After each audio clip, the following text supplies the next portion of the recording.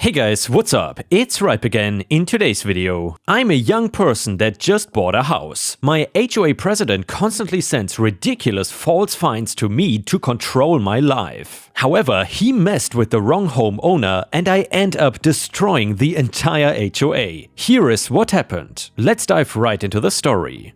Today we will read two new HOA revenge stories, and the first one was posted by user Mike Miller 8888. So I bought my home in 2001 in a 42 home community. We bought right after 9/11 and we picked the community because the HOA fees were very low at just $51. It was not long after we bought the last home in the community, we got a sweet deal because of this, and business had really slowed right after 9/11 before those dues started going up.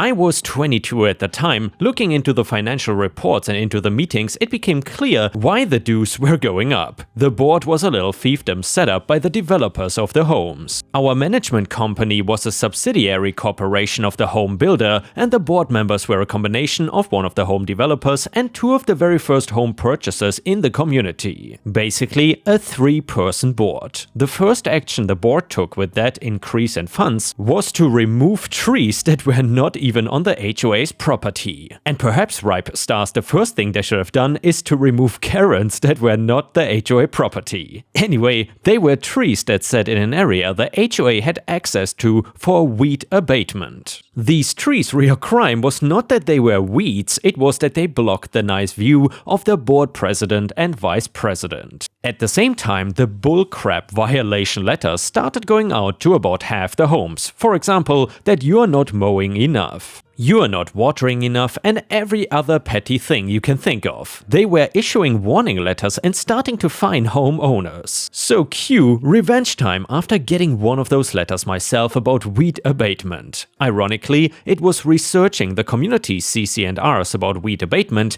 that led me to realize the trees that were cut were not on HOA property in the first place. And it was researching the annual budget that led to me finding out the huge weed abatement expense that was actually the community's funds being spent to remove trees solely for the two board member homeowners' views. I then found out that in California, all anyone needs to initiate a recall of the entire board and install a new one, if successful, was the signatures of 5% of homeowners delivered to the current board. That is a total of 3 houses in a 42 home community. The board was issued a recall notice not 48 hours after I had found out about the law, delivered to the management company in person. Ironically, the home builder's corporate office was in the exact same building as the management company. You would think they would have wanted to not make their association so obvious, but hey, it was 2002. This is also when I found out that the management company basically had the entire board in its pocket. Because they dragged their feet with the recall vote, they set it as far out as they could by law in the middle of the day. Instead of holding it in the community like all board meetings, they set the place at a local park a couple miles away. They thought they were so brilliant doing this, so me and my wife put together a proxy voting form for the election and we went to every door in our community. We told them what was happening with their money, their plans to create an architecture committee that would require all homeowners to get approvals for any additions or changes and everything. It took us 3 rounds around the neighborhood plus a couple extra visits to homes that had not answered initially.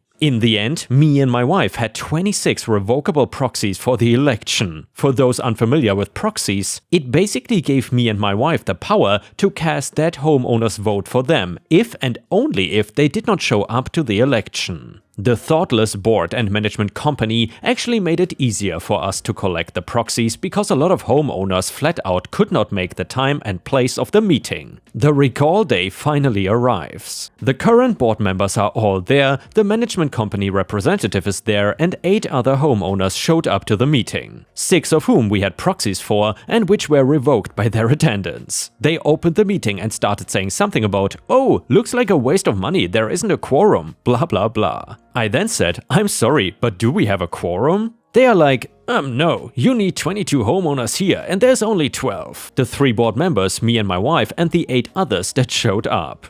And that is when I pulled out the trump card. I dropped all 26 proxies on the bench table everyone was sitting at and said, "I'm sorry, but there are more than 30 homeowners present," and pointed out the math. After subtracting the 6 homeowners that had showed up, we had 20 additional proxy votes that counted for both quorum and voting purposes. They all got wide-eyed, most especially the management company representative. He came over and looked at the forms very closely and compared it against a list of the homeowners. Even the people that were there and on our side did not realize how much work we had done to ensure the BS ended there and now. The recall meeting was opened, the board members voted not to recall, plus their 3 friends that were on their side. The other homeowners present voted to recall and the vote stood at 6-6 tied. I then stood and declared that we were voting our 20 valid proxy votes to recall the entire board. The recall passed, 26 votes to 6. Next vote, who replaces the board members? It ended up becoming me and my wife and another homeowner that had voted for recall and was willing to take the seat. We then elected ourselves to the board seats by a vote of 26-6.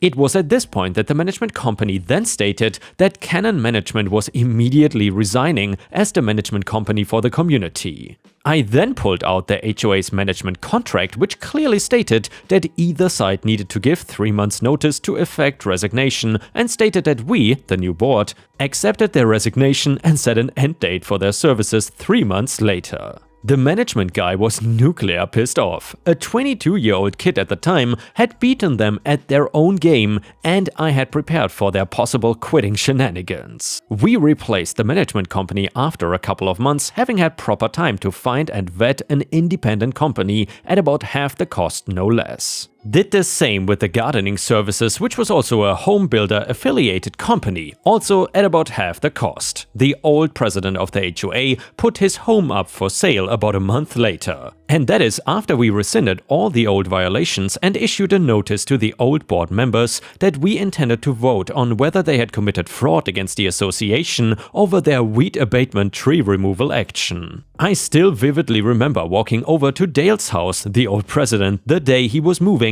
and giving him a big wave goodbye as he was getting into the car to follow his moving truck. He gave me the finger as he drove out. Definitely one of my proudest moments in life. And yeah, Ripe Stars, I would say for a young man, getting rid of your awful HOA president is probably one of the best things you can do in life. Massive respect and props to OP. It is entitled people like this HOA president that think they can bully homeowners, especially young ones, and it is very important that they get shown a lesson. But anyway, let's continue to the title HOA Revenge story. It is titled Beating My HOA. Posted by user ChillDude890. Backstory: a few years ago I bought my first house in a medium-sized 500 to 1000 homes neighborhood in a southern state. It had an HOA, but I actually picked the neighborhood because they had the lowest HOA dues in the city, the fewest rules, and the house was by far the nicest one I could afford in my budget.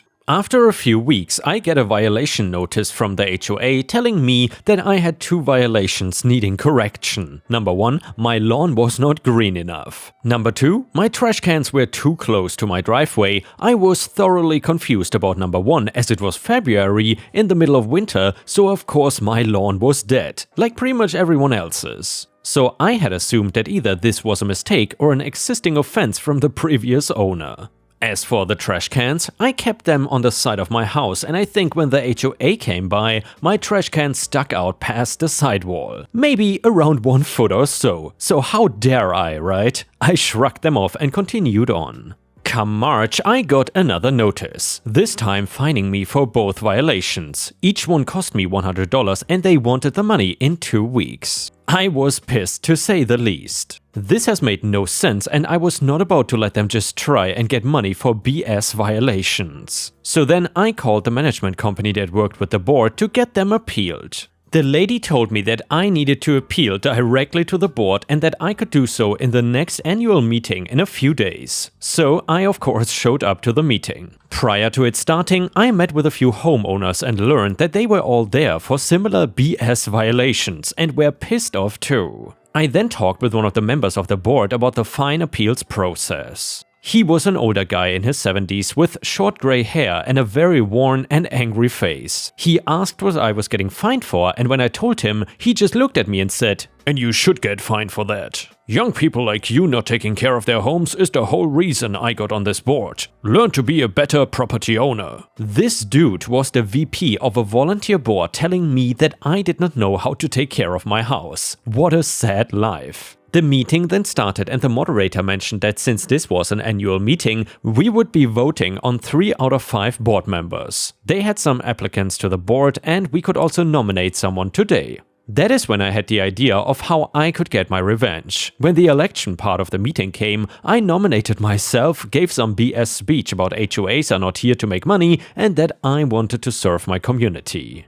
I won in a landslide and you could see the board members getting annoyed because they had scowled during my speech. After the meeting, I appealed my violations in a very elegant way and they agreed to waive my trash can violation. As for the grass one, apparently since I had weeds growing in my yard, like a tiny patch in the corner, they were still fining me because the weeds were turning yellow after I sprayed them. I was dumbfounded how they could get away with this, but they used a technicality in the bylaws that I had signed, so I ended up losing $100. Now onto the revenge. I'll be honest, I had not expected this to work. After joining the board of 5, including myself, I was appointed secretary and had to help maintaining meeting notes and review records. They specifically told me that I was not allowed to propose new policies, but I could vote on new ones proposed by the VP or president, which I later learned was actually a violation of their own rules. I voted every new rule down as long as I was in that position. I decided that my best course of action was to listen to how the others operated and look for an opening to get each of them off the board. The first opening came when the president, who literally looked like the most Karen woman ever, mentioned that she had wanted to fine for flowers that were not neutral color. Basically, if a homeowner wanted to add something like turquoise flowers, we would fine them. She apparently had a neighbor that had flowers that she didn't like and she wanted to use the board to stop them. If you ask me, it was pretty insane. I then started my revenge on her. I started a message thread on Slack, since that's how we communicated, with the other board members and asked what they had thought about her policy and reasoning. After far too much deliberation, 2 of them honestly thought that this was okay, we agreed that the policy went too far. I then made a long post in the main channel telling her that her actions were not only wrong, but that she should be excused from the board. When she inevitably flipped out, I called a board meeting in the following week, and the other 4 board members voted her off for targeting a community member for personal gain. She then gave a sob story about how the board was her life and that the neighborhood was like her child, but I did not care. That was 1 down. I convinced one of my good neighbor friends to join a little later on to take her spot. The next members I targeted were the treasurer and director, as I wanted to save the VP for last. They were actually pretty easy to get off the board because they were very easily swayed by public opinion. So I made a fake account on Nextdoor and waited until spring, when most of the violations go out. Anyway, when the letters went out, I looked for angry posts on Nextdoor. I then would comment on each one, giving them the first names of the 2 board members as the culprits and told them to come to the next HOA meeting to appeal. It worked far better than I had expected. During the next meeting, over 50 people showed up and called out those by name. It simply was glorious. During the open session, community members grilled those 2 for their poor policies, even though they did not make most of them. The VP, now president after the other one resigned, tried to defend them, but ultimately failed. The 2 members were so distraught after the meeting, and I told them that maybe they should resign, and then they both did. That was 2 more down, both of which were replaced by a couple who came to the same meeting and wanted to get rid of these rules. And finally, the board had been flipped to 4 out of 5 people wanting to get rid of all of these dumb rules. The president, however, was still same old angry, hateful man. He tried to add more rules to increase violation revenue, and we voted him down every single time. He started to get annoyed but stayed steadfast to the board. I tried a lot of tactics to get him to leave and not much swayed him. A few months went by and we started with a new management company. They had a much better style of property management and a website for looking through our community records as well as automated reports. When we got our first fines report, I hit pay dirt. The president's house appeared and he owed around $10,000. Apparently he had open violations that he had never paid and the other management company hid it from the board for him. Since he had been on the board for close to 7 years, so I looked into remedies. Since his fines were over $3,000, our bylaws stated that a majority vote of the board could start an HOA foreclosure on the home. Which, by the way, I still think is insane that HOAs can do that. So I got all the documents together and double-checked with the new management company that the fines were correct, and they confirmed it.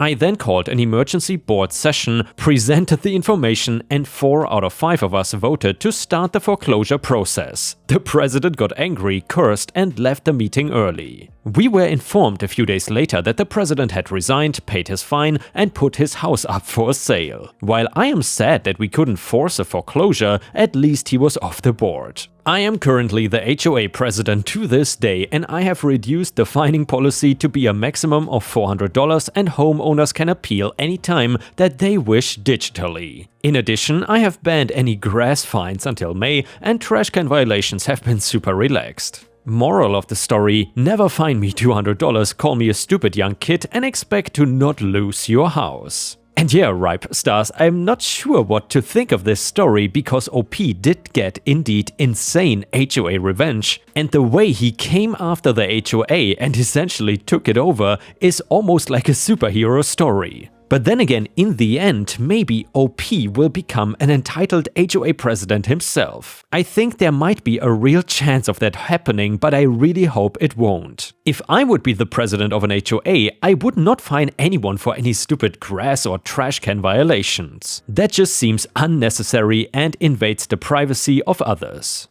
The next one is titled "Work with the Scanner." Background: I used to work at a car manufacturer whose name rhymes with Wanda. And I gotta say, Ripe Stars, I was thinking for a few minutes now what sort of car manufacturer OP is talking about, and I just cannot seem to get it. If you know who he is talking about, please let me know in the comments. Anyway, my job was to pick up trains of carts full of parts from the warehouse with a motorized cart puller. Take them to a sections, the assembly line, and take the empty carts back to the warehouse to be refilled. There were about 20 of us doing this job, all on a different route.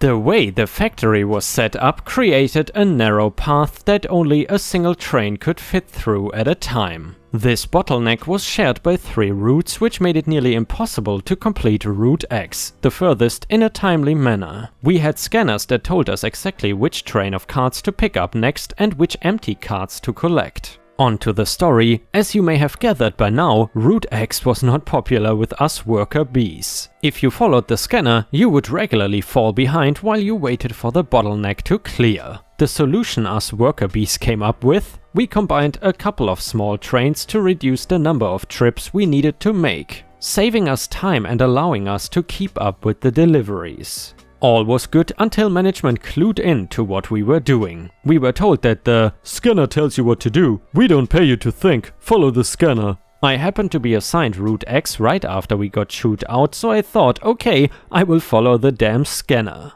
Well guys, the scanner, or all you had to do was follow the damn train, CJ. Anyway, I watched as the amount of reserve parts at the line dwindled. Did I care? Nope. I was following my scanner. By the time management noticed, my route was down to less than 5 reserve parts at the line. These are used at a rate of 1 per minute. Did I care? Nope. I was still happily following my scanner. It took 3 managers helping out to get Route X back up to an acceptable state by the end of the shift. And when they asked me what went wrong, I said, I don't know boss, I was just following my scanner. The fallout: the company investigated the layout of their routes and did some reorganization to avoid the bottleneck. Took a couple months, but Route X was finally fixed.